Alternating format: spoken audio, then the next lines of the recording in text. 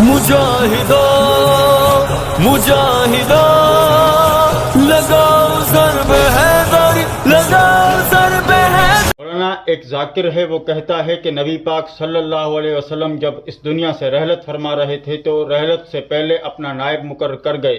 ये कैसे हो सकता है कि आप अलैहिस्सलातु वस्सलाम 2 दिन के लिए कहीं सफ़र पर जाएं तो अपना नायब बना लें और सफ़र आखिरत पर जाएं तो कोई नायब न बनाएं? सब्ज़ी वाला जब तक अपनी सब्ज़ी की दुकान पर अपना नायब नहीं बिठाता उस वक़्त तक दुकान नहीं छोड़ता, तो आप अलैहिस्सलातु वस्सलाम अपनी उम्मत को हैरान और परेशान कैसे छोड़ सकते हैं?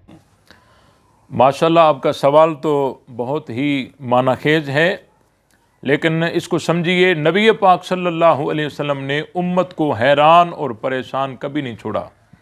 हज्जतुल विदा के मौका पर नबी पाक सल्लल्लाहु अलैहि वसल्लम ने एक खुतबा इरशाद फरमाया और उसमें फरमाया, क़ाल रसूलुल्लाह सल्लल्लाहु अलैहि वसल्लम तरक्तु फ़ीकुम अमरैन लन तज़िल्लु मा तमस्सक्तुम बिहिमा किताबल्लाहि व सुन्नत नबीही, कि मैं तुम्हारे दरमियान 2 चीज़ें छोड़े जा रहा हूँ, अगर तुम इनको तमस्सुक करोगे तो गुमराह नहीं होगे। उनमें से एक किताबुल्लाह है और दूसरी नबी पाक सल्लल्लाहु अलैहि वसल्लम की सुन्नत है। और यही 2 सकलैन हैं, कुरान और सुन्नत, और क़यामत तक ये मौजूद हैं। जिसको भी हिदायत चाहिए वो कुरान और सुन्नत की तरफ रुजू करे और उसको हिदायत मिल जाएगी। और इसी की तायद कुरान मजीद की आयत भी करती है। अल्लाह ताला का कुरान फरमाता है, या अय्युहल्लज़ीना आमनू अतीउल्लाह व अतीउर रसूल व उलिल अम्र मिनकुम फ़इन तनाज़अतुम फ़ी शैइन फ़रुद्दूहु इलल्लाहि वर रसूल, कि ए अहले ईमान, अल्लाह की इताअत करो और अल्लाह के रसूल की इताअत करो और उलिल अम्र की इताअत करो जो तुम में से हों। फिर अगर तुम्हारा और उलिल अम्र का आपस में इख्तलाफ हो जाए किसी मामले में तो उसको अल्लाह और उसके रसूल की तरफ लौटाओ। अल्लाह की तरफ लौटाने का मतलब यह है कि कुरान की तरफ, और रसूल की तरफ लौटाने का मतलब यह है कि आप अलैहिस्सलाम की सुन्नत की तरफ। तो फाइनल बात कुरान और सुन्नत की है, अल्लाह और उसके रसूल की है, और कुरान और सुन्नत की है, और यही सकलैन है। और ये क़यामत तक जो है ये सकलैन जो हैं रहेंगे। और कुरान मजीद में और भी बहुत सारी जो है आयात हैं, फ़इन आमनू बिमिस्लि मा आमनतुम बिही फ़क़द इहतदौ, अगर तुम इन सहाबा जैसा ईमान लाओगे तो तुम्हारा ईमान जो है काबिल कबूल होगा। तो ये सारी चीज़ें हैं। अल्लाह के नबी ने जब आखिरी खुतबा दिया हज्जतुल विदा के मौका पर, उस वक़्त नबी पाक सल्लल्लाहु अलैहि वसल्लम ने सबको मुखातब करके फरमाया कि क्या मैंने तुम तक दीन नहीं पहुँचाया? तो सब ने यही जवाब दिया कि आपने सिर्फ पहुँचाया नहीं बल्कि पहुँचाने का हक़ अदा कर दिया। तो आप अलैहिस्सलाम ने फरमाया, फिर तुम में से हर कोई उस तक दीन पहुँचाए जो अब यहाँ मौजूद नहीं है बल्कि गायब है। तो ये सारे के सारे जो सहाबा थे ये नबी पाक सल्लल्लाहु अलैहि वसल्लम के दीन को आगे पहुँचाने वाले थे। और कुरान और सुन्नत ये सकलैन क़यामत तक रहेंगे। तो जिसको हिदायत चाहिए वो कुरान और सुन्नत की तरफ रुजू करे तो उसके लिए हिदायत की राह खुल जाएगी। तो नबी पाक सल्लल्लाहु अलैहि वसल्लम ने उम्मत को हैरान और परेशान नहीं छोड़ा। जहाँ तक बात है कि अपना नायब क्यों नहीं बनाया, जब नबी पाक सल्लल्लाहु अलैहि वसल्लम किसी सफ़र पर जाते हैं 2 दिन के लिए तो अपना नायब बनाते हैं, सफ़र आखिरत पर जा रहे हैं तो अपना नायब क्यों नहीं बनाया? नबी पाक सल्लल्लाहु अलैहि वसल्लम नायब कैसे बनाते? जब अल्लाह ताला ने वादा कर लिया था कि वअदल्लाहुल्लज़ीना आमनू मिनकुम व अमिलुस्सॉलिहाति लयस्तखलिफन्नहुम फिल अर्ज़, अल्लाह ताला ने फरमाया मेरा वादा है कि मैं खलीफा बनाऊंगा। जब अल्लाह ताला ने वादा कर लिया तो नबी पाक सल्लल्लाहु अलैहि वसल्लम को नायब बनाने की फ़िक्र क्यों होनी चाहिए थी? और दूसरी बात कि इस जाकिर को लगता है कि अपने मज़हब की किताबों का भी पता नहीं है।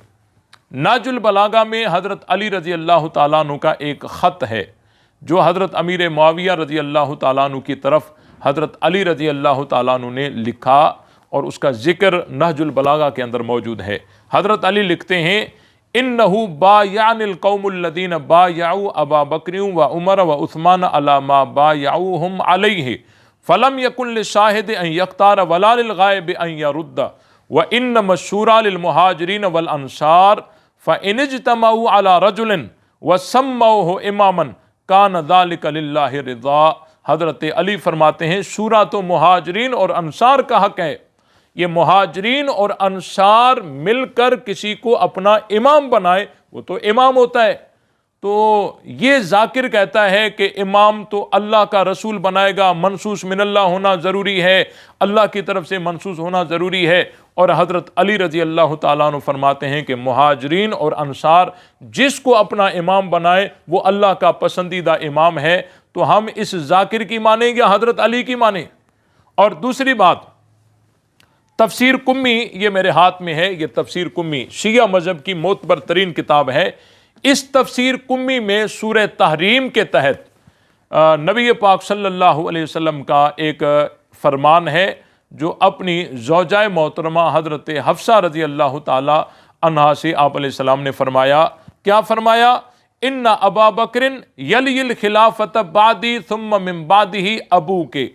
नबी पाक सल्लल्लाहु अलैहि वसल्लम ने हज़रत हफ्सा से फरमाया कि मेरे बाद खिलाफत का जो वाली बनेगा वो अबू बकर होगा और अबू बकर के बाद तेरा अब्बा बनेगा यानी हज़रत उमर। तो इससे पता चलता है कि हज़रत अली रज़ी अल्लाह ताला अन्हु के लिए जो शियों का अकीदा है कि वो मनसूस थे, मनसूस मिनल्लाह हैं और अल्लाह के रसूल ने उनकी इमामत का ऐलान किया, ये सरासर गलत है। अगर आप अलैहिस्सलाम वहाँ ऐलान करते तो यहाँ ये क्यों फरमाते कि इन्ना अबा बकर यलिल खिलाफत बादी सुम्मा मिन बादिही अबू के। तो मैं समझता हूँ कि इसको तो अपने मज़हब की किताबों का भी पता नहीं है। और ये फुरात कूफ़ी मेरे हाथ में है। इस किताब के सफ़ा नंबर 19 पर एक फरमान है नबी पाक सल्लल्लाहु अलैहि वसल्लम का, इन्न रसूलल्लाह सल्लल्लाहु अलैहि वसल्लम हरसा अन यकूनल अम्रु लि अमीरिल मोमिनीन मिन बादी फ़अबल्लाह। नबी पाक सल्लल्लाहु अलैहि वसल्लम ने तमन्ना की कि मेरे बाद हज़रत अली को विलायत मिले, लेकिन अल्लाह ताला ने इनकार किया, अल्लाह ने इनकार किया। ये शियों की किताब है, हमारी नहीं है। और यही बात जो है तफसीर कुम्मी में भी है, तफसीर अयाशी में भी है और तफसीर साफ़ी में भी है। तो ये सारी चीज़ें क्या बताती हैं कि मनसूस मिनल्लाह का अकीदा, इमाम के लिए मनसूस मिनल्लाह का अकीदा ये शियों का मन घड़त अकीदा है, मन घड़त शर्त है, इसका हकीकत के साथ कोई ताल्लुक नहीं है। और दूसरी बात यह है कि शिया मज़हब में ये रिवायत है उसूल काफ़ी के अंदर, ये उसूल काफ़ी मेरे हाथ में है, जिल्द अव्वल और सफ़ा नंबर जो है 372 पर ये एक रिवायत है कि अन अबी अब्दुल्लाह अलैहिस्सलाम क़ाल मनिद्दअल इमामत व लैस मिन अहलिहा फ़हुव काफ़िरुन, कि जिसने इमामत का दावा किया लेकिन वो उसका अहल नहीं था तो वो काफिर है। और इसी सफ़े पर यह भी है कि व इनकान अलवियन व इनकान अलवियन काल व इनकान अलवियन काल कुल्त व इनकान मिन वुल्द अली इब्न अबी तालिबिन काल व इनकान, यानी वो अलवी हो, फातमी हो, जो भी हो, अगर अकीदा इमामत का दावा करे कि मैं इमाम हूँ तो ये उसूल काफ़ी वाला कहता है कि फ़हुव काफिरुन, वो काफिर है। अब हम शियों से पूछते हैं कि तुम जो कहते हो कि इमाम के लिए मनसूस मिनल्लाह होना ज़रूरी है, तो हज़रत हुसैन रज़ी अल्लाह ताला अन्हु की शहादत के बाद मोहम्मद बिन हनफिया ने इमाम ज़ैनुल आबदीन के मुकाबले में इमामत का दावा किया और ज़ैद बिन इमाम ज़ैनुल आबदीन ने इमाम मोहम्मद बाकिर के मुकाबले में इमामत का दावा किया और हज़रत मोहम्मद बिन अब्दुल्ला अल मारूफ नफ्स ज़किया ने इमाम जाफ़र सादिक के मुकाबले में इमामत का दावा किया और हज़रत हुसैन बिन अली बिन हसन मुसल्लस बिन हसन बिन हज़रत इमाम हसन बिन अली बिन अबी तालिब, उसने इमाम मूसा काजिम के मुकाबले में इमामत का दावा किया और इमाम अली रज़ा के मुकाबले में 6 अफराद ने इमामत का दावा किया, 6 अफराद ने इमाम अली रज़ा के मुकाबले में। उनमें से नंबर 1 मोहम्मद बिन इब्राहीम, नंबर 2 मोहम्मद बिन सुलेमान, नंबर 3 अली बिन मोहम्मद और नंबर 4 जैद बिन मूसा, नंबर 5 इब्राहीम बिन मूसा और नंबर 6 मोहम्मद बिन जाफ़र। और उसके बाद इमाम अली तकी के मुकाबले में मोहम्मद बिन कासिम अलवी ने इमामत का दावा किया और इमाम अली नकी के मुकाबले में यहया बिन उमर ने इमामत का दावा किया, और इमाम हसन अस्करी के मुकाबले में अली बिन जैद अलवी ने इमामत का दावा किया। ये सारे के सारे हसनी, हुसैनी, सैयद और अहले बैत में से हैं।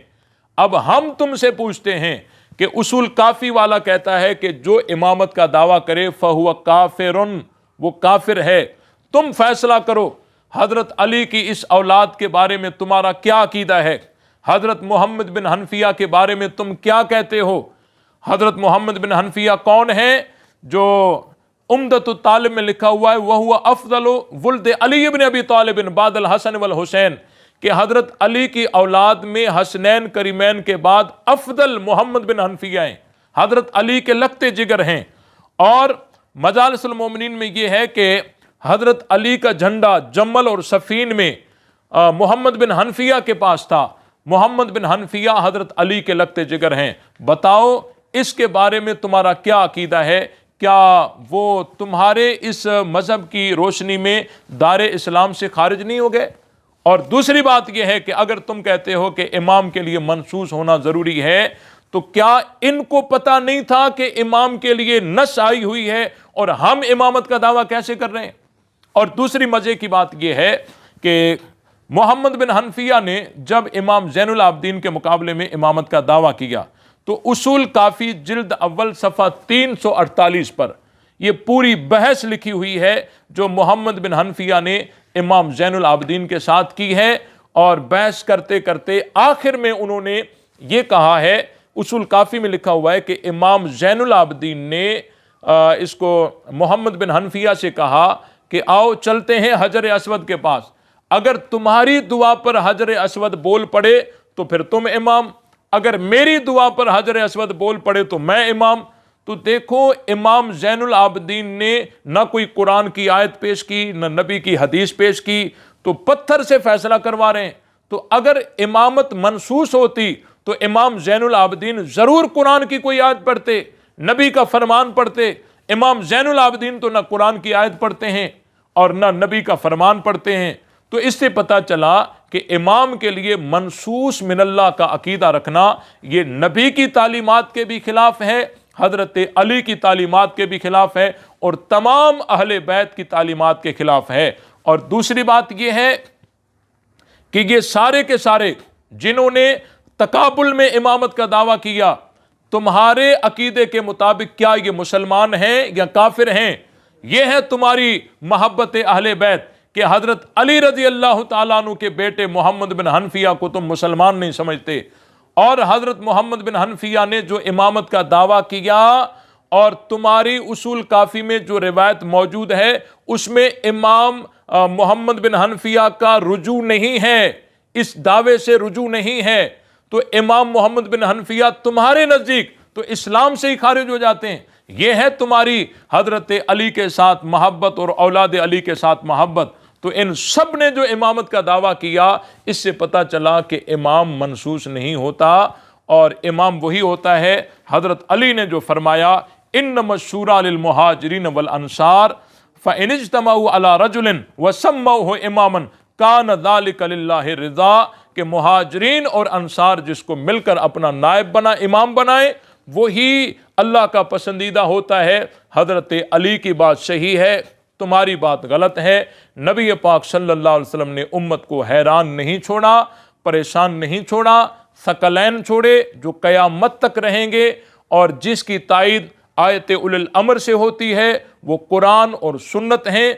और अल्लाह ताला ने जब वादा कर लिया था तो अल्लाह ताला के वादे के बाद नबी पाक सल्लल्लाहु अलैहि वसल्लम को इमाम और नायब बनाने की फ़िक्र क्यों लायक होती। अल्लाह ताला हम सब को हक़ समझकर उस पर अमल करने की तौफीक बख्शे।